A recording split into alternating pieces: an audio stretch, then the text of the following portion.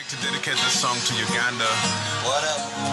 Our friends and family to think about what's going on in the world today. This song is for Earth Day, the old world movement, showing love to the people.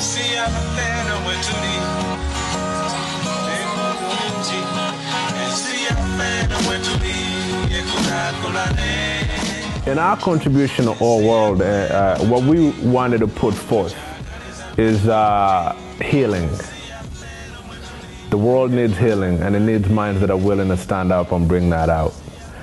If you have young people at the age of 8, at the age of 12, looking at the older generation and are crying out, I think both the old and the young need a certain form of healing to meet on a platform. And that's why in our version of All World, we chose to have the youngest MCs in Uganda, the youngest who have ever, this is historical for them.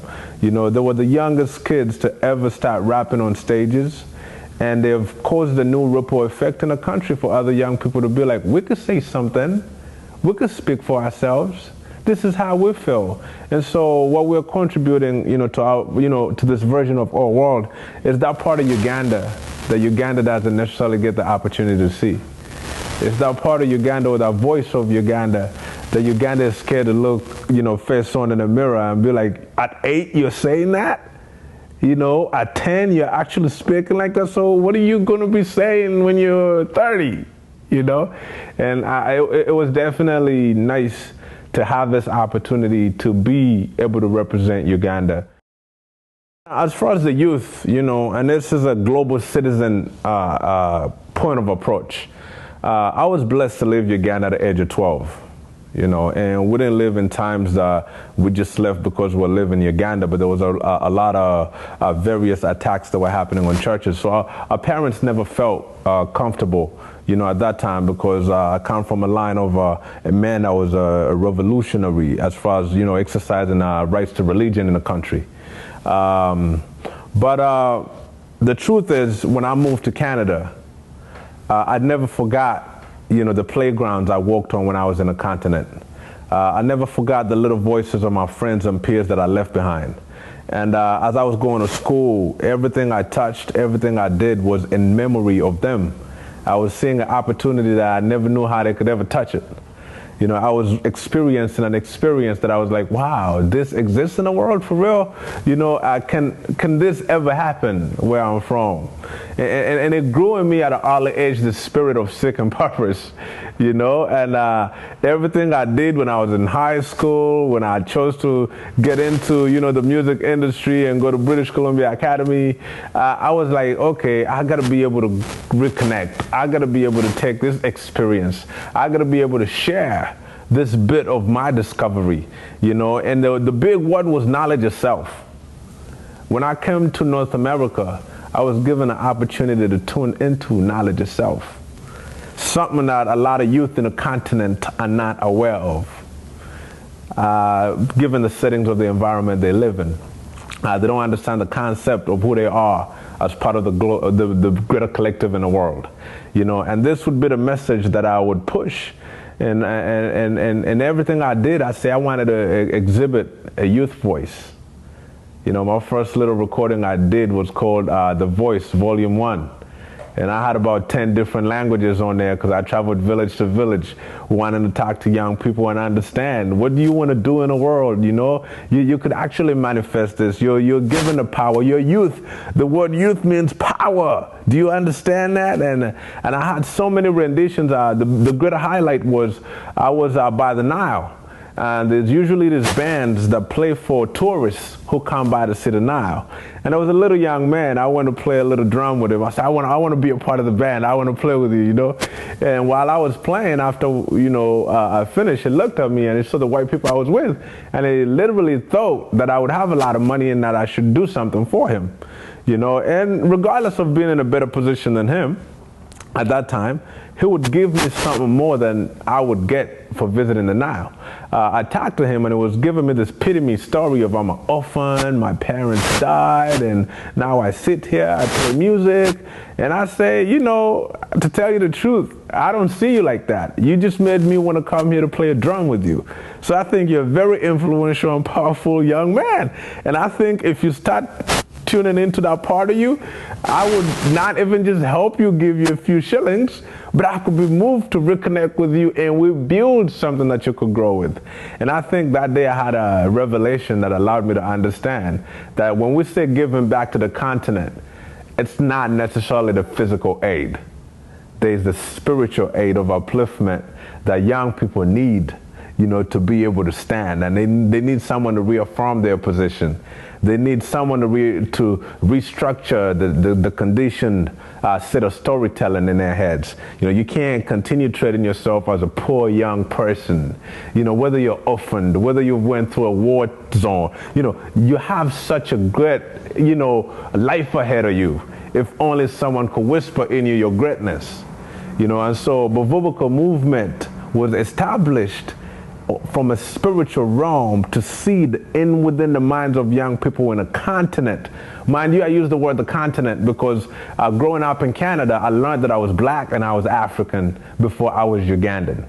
I appreciate my heritage of being from Uganda, but I've understood my purpose of what I serve in the world and the category of people I represent. You know, and so being in Uganda and seeing these young minds, you know, opened my eyes to connect to a story that I was like, this story's got to get told. And 7 years later, here we are, since I first stepped foot in the continent. There's no single year I haven't reconnected. There's no single year I haven't put up a big event to celebrate them, you know, but this was something that I would not have got if I didn't reconnect to revisiting a place that had so many memories, you know, to ground me. What life is like, there's two different lifestyles. There's the urban setting and there's the rural setting. In the urban setting, you know, young minds are really conditioned in the concept of corruption and greed. So the moral value of being able to hold them accountable as responsible citizens is very tough, you know, because every day, you know, the people they should be looking up to are embezzling money. They're like the newspaper captions are reading corruption, corruption, corruption. It's become a new song in the hearts of the young ones, and it saddens me to know that, you know, it makes my work double hard to talk to a youth in an urban setting because of the demands that are set up systematically. Mind you, all these young people are gifted. But, you know, who are you to tell someone who is fighting a circle of poverty not to steal or not to get or not to take because everyone else who could be helping or supporting is just stealing and taking as they wish? So I think, you know, in an urban setting, average youth is always struggling with a bigger question of when do I get, when is it my chance, when is it my opportunity? And those that are too hungry die to get it. You know, and so that's just an average concept of an urban young person in a city. When you go to the rural villages, there's a different setting, and I enjoy that more because it's a setting of content. It's a setting of any opportunity counts. It's a setting of gratitude. You know, it's a setting of we have dreams, and we're willing to work for our dreams. So it's not a setting of please give us money. Please, we want this. It's a setting of this is what we're doing. Any way you can support, we'll be grateful. And life is still appreciated. And I think those are the two concepts I've been working with in trying to inspire young people to reconnect to their indigenous truth, is to use an example of the rural young person who admires the urban kid to see his value, and that the urban kid also could see what it is actually losing. You know, I'm bringing that together is what I think would help us reignite a new spirit and a new way to support young people in a continent. I had a chance to have a freestyle session with someone. There's two young ones. Two are really young. I wanted to do it that way because they're kind of bringing a light now into advocacy. So I wanted them to just speak their mind. I didn't tell them what to do. I just said, this is for Earth Day, brothers, and we're going to talk about the world. And I say, express yourself how you feel.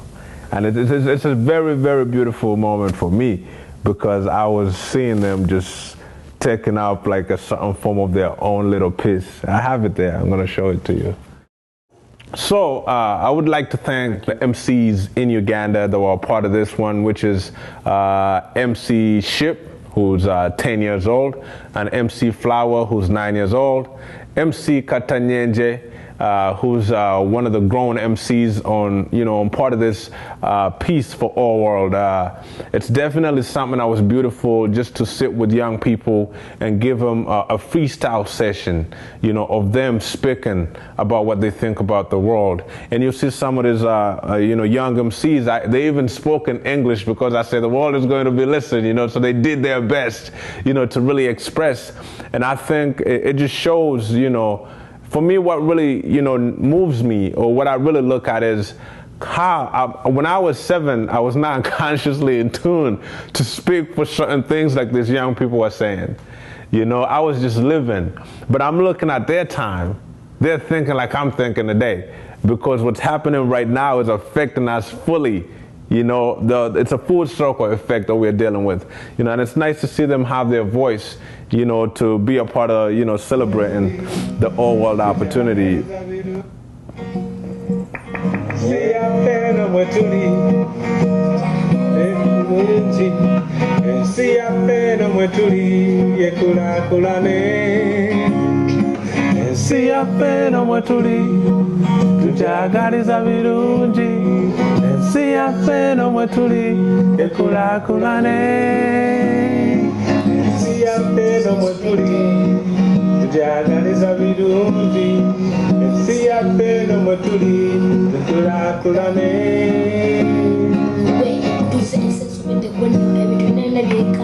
Ulabana bado tuyamba kati gwende wacha tuyamba shimu tuzecha tukawo shimu ne Uganda yape ekicho baguleta gonna naba kuba mu bigonna kati okuleta ka gonna oba ko gonna mpo gonna sanga bazi bawda uganda tundiba aba kulana bagamile ingo ola gonna shechu sel ne moto zacho ole na kati customer kana shecha ko the president should be kasi zawe ko kuna samu wangu slow.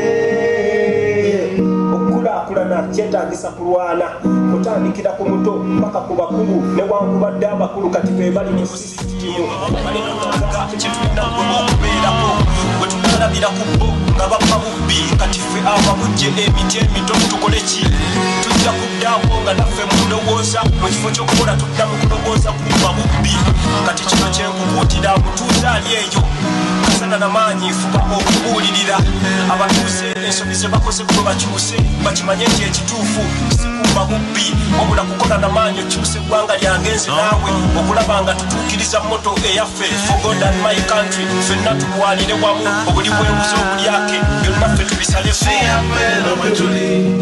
tukyakaliza birungi ensi yaffe eno mwe tuli tukulaakulane.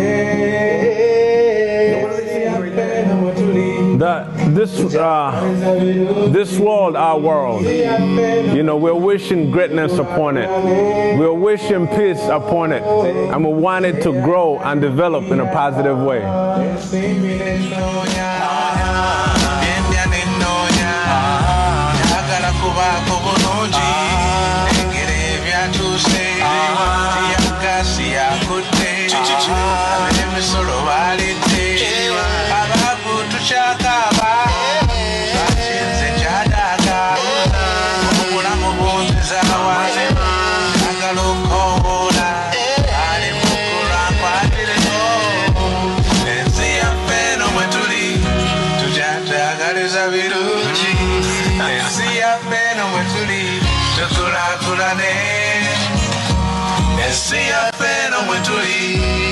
Tukyagaliza birungi ensi yaffe eno mwe tuli tukulaakulane.